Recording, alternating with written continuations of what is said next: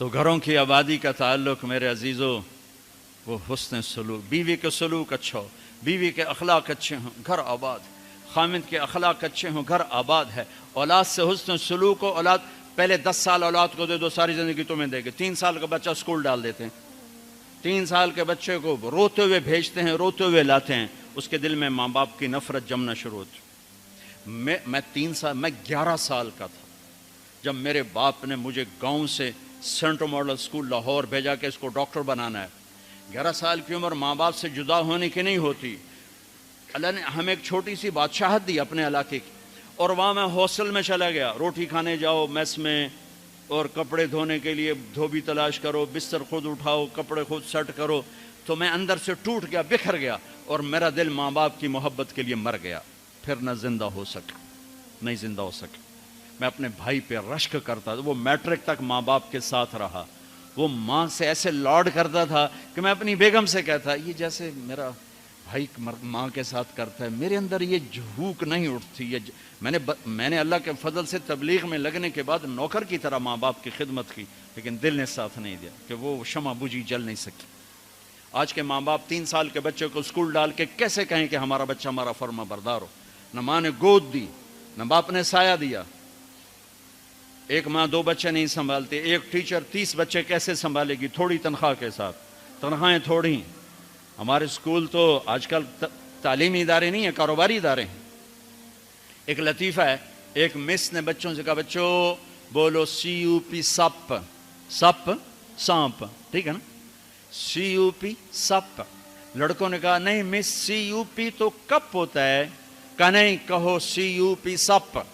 کہا نہیں مس CUP cup ہوتا ہے۔ کہا بیٹو اتنی تھوڑی تنخواہ میں CUP سپ ہی رہے گا، کپ نہیں ہو سکتا ہے۔ تو ہمارے اسکولوں کی یہ تعظیم ہے۔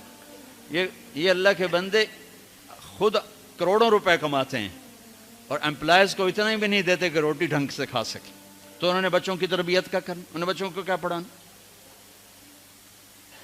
جو ماں بچے کے لیے نہیں تھک سکتی۔ پھر اس موبائل نے اولاد ماں باپ کو ایک دوسرے سے کاٹ کے رکھ دیا۔ ہمارے فیصل آباد میں ایک خاتون اسکول ٹیچر اور خامند ان کے اچھے پوسٹ پر، تو وہ پیپر چیک کر رہی تھی، رونے لگی۔ تو ان کے خامند نے پوچھا کیوں رو رہی؟ اس نے ایک پیپر آگے کر دیا، رول نمبر ڈیش ڈیش۔ تو اس میں ایک تھا کہ آپ کیا بننا چاہتے ہیں، بچوں سے سوال آپ کیا بننا چاہتے ہیں؟ تو اس بچے نے لکھا تھا کہ I want to be a smart phone, میں اسمارٹ یہ موبائل بننا چاہتا ہوں، یہ آئی فون بننا چاہتا ہوں اور سیمسنگ فون بننا چاہتا ہوں، اس لیے کہ جب میں گھر آتا ہوں تو میں دیکھتا ہوں میری ماں مجھے اتنی توجہ نہیں دیتی جتنے اپنے موبائل کو دیتی ہے۔ جب میں اس سے بات کرتا ہوں تو مجھے نہیں دیکھتی، موبائل کو دیکھتی رہتی، مجھ سے باتیں کرتی ہے۔ اور جب میں اپنے ابا سے بات کرتا ہوں، اپنے لیپ ٹاپ پہ بیٹھا ہوتا ہے، وہ اسے دیکھتا رہتا ہے، مجھے توجہ نہیں دیتا۔ تو اس سے اچھا ہے کہ میں انسان کی بجائے ایک موبائل فون ہوتا کہ میرے ماں باپ مجھ سے پیار تو کرتے۔ تو اس نے میاں نے کہا تو اس میں رو کیوں رہے ہو؟ کہ یہ تیرے بیٹے کا پیپر ہے، یہ میرے تیرے بیٹے کا پیپر ہے، یہ میرے تیرے بیٹے کا پیپر ہے۔ ایک اس موبائل نے ہماری زندگیوں کو تلخ کر دیا، برباد کر دیا، تباہ کر دیا۔ یہ استعمال کی چیز تھی نہ کہ ہلاکت کی چیز۔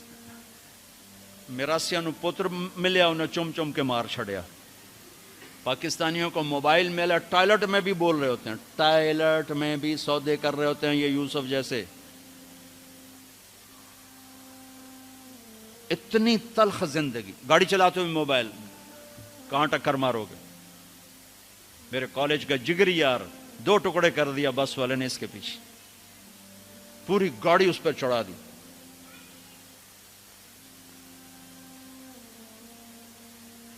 تو بھائیو میرے نبی کی زندگی سیکھو، زندگی سیکھو، زندگی سیکھو، زندگی سیکھو۔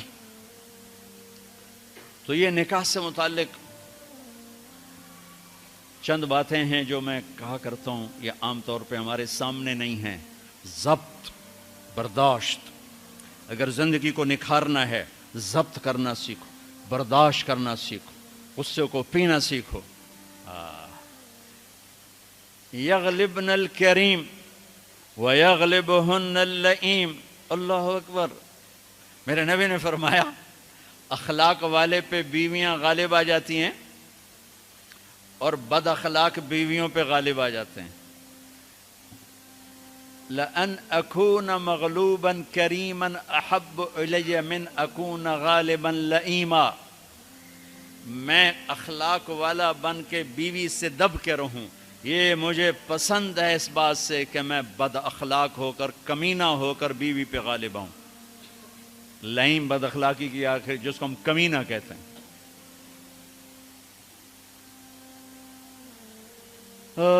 خیرکم خیرکم لأہلہ وأنا خیر لأہلی، میرے نبی نے فرمایا سب سے بہترین مسلمان وہ ہے جو بیوی سے اچھا سلوک کرے، اور میں تم میں سب سے اچھا سلوک کرتا ہوں اپنی بیویوں کے ساتھ۔ میمونہ رضی اللہ تعالیٰ عنہ کے گھر آپ کی باری ہے اور آپ کو پیشاب آیا، آپ اٹھے پیشاب کے لیے، پیچھے حضرت میمونہ کی آنکھ کھل گئی تو انہوں نے دیکھا بستر خالی، تو ان کو نفس نے چکر دے دیا، ان کے جی میں آیا کہ اللہ کے نبی مجھے چھوڑ کر کسی اور بیوی کے پاس چلے گئے، تو انہوں نے سوکن پنا غالب آیا، سوکن تو سوکن ہی ہوتی ہے، سو کن، یہ دو لفظ ہیں، سو کن، سو عدد ہے، کن کسے کہتے ہیں؟ یہ جو لوہار جب لوہے کو اس پر تیز کر رہا ہوتا ہے نا اپنے اس پر ہتھیار پر، تو اس سے شرارے نکلتے ہیں، لوہے کے باریک ذرے نکلتے ہیں، تو وہ باریک ذرہ جو آنکھ میں جا پڑے اس کو کن کہتے ہیں۔ وہ اتنا تیز ہوتا ہے کہ ایک آنکھ میں چلا جائے تو آدمی بے قرار ہو جاتا ہے، تو دوسری بیوی کو کہتے ہیں 100 لوہے کے ذرے جیسے کان میں آنکھ میں پڑ جائیں تو اس سے جتنی تکلیف ہوتی ہے، تو 100 کن تھی، انہوں نے کہا تھا مجھے چھوڑ کے دوسری بیوی، اور خیال تھا حضرت عائشہ کنڈی لگا تھی، اللہ کے نبی واپس آئے تو دروازہ بند، آپ نے دستک دی، میمونہ میں ہوں، دروازہ کھولو، کہا میں نہیں کھولتی، ہم نے کہا کیا ہوا؟ کہا مجھے چھوڑ کے دوسری بیوی کے پاس جاتے ہیں، باری میری ہے۔